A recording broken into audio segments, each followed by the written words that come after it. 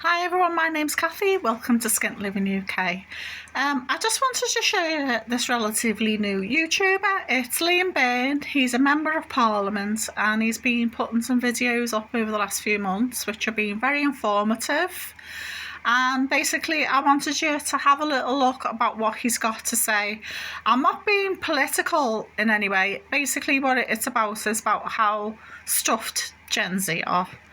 So basically here there's an Oxfam report saying billionaire wealth surges by 2 trillion in 2024, whereas the number of people living in poverty has barely changed since 1990. So there's been consistent amounts of people living in poverty since 1990. Well, we all know that's the aftermath of Thatcher, don't we? We're still living in her era despite her being dead. And let's listen to what he's got to say. So, this week the world's richest came together at the inauguration of Donald Trump, and a little bit later on in the week at Davos, that brings together some of the world's most powerful people each year. Now, to mark the occasion, Oxfam published new research that shows that the world's billionaires are getting much richer and much faster. It's and that's disgusting. true for here in the UK too. The UK's billionaires have now been growing their wealth over the last year by an extraordinary £35 million. It's disgusting. This research comes hot on the heels of a report at the end of last year that shows that 1 in 10 of our teenagers is now skipping meals through lack of money, and the young people in the UK are now the unhappiest in Europe. And that's what I want to talk about today. Surprising, is it? Everyone's broke and they're even more broke. This extraordinary storm-born generation that has grown up since the turn of the century.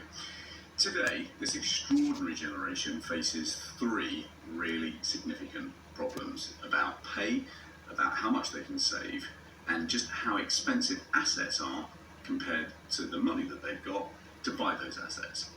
Let's look at pay first. Every generation in Britain has been paid less than the preceding generation since about 1960.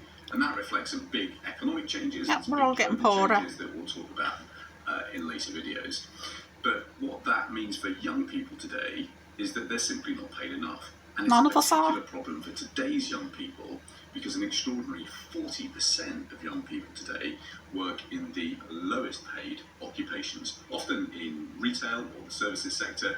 They're often on 0 hours contracts, and they lack the kind of employment rates that allow you to basically earn enough to build a good life. Yeah. So pay is problem number 1. The second problem that young people face today is that from those meagre pay packets, they've now got to save a lot more than previous generations. On the one hand, they've got to pay down often quite high levels of student debt, typically well over £50,000. Oh my God. They will then have to save up a lot more for a deposit for a home because housing's so much more expensive. And because they're likely to live much longer than preceding generations, they're going to need to save more into a pension. They're totally stuffed. So that means that building up a pot of wealth is much, much harder for young people today. But here's the third big problem, and this is something that doesn't get enough attention in politics. It's what I call the wealth to wages curve. So, back in the days when I was born, back in 1970, born in the holy town of Warrington, the net household wealth of the country was about 3 times the wages that the country earned each year. So, the net household wealth reflects the price of assets, like homes, for example. But back in 1970, you basically could earn enough and save enough to buy the assets that you need. Today, that wealth to wages curve looks completely different. Yeah, it's stuck at 10 times. And that's if you're not in London or the South East. So basically, Gen X are stuffed. Hello, nothing new, is it? So, as usual, politicians get richer, people at the top get richer, and everybody else gets poorer. Let me know what you think in the comments below. I know you might be thinking, oh, she's being political, but poverty is political because it's the people in power. It's their choice, not our choice. It's their choice. Let me know what you think. Thanks for watching.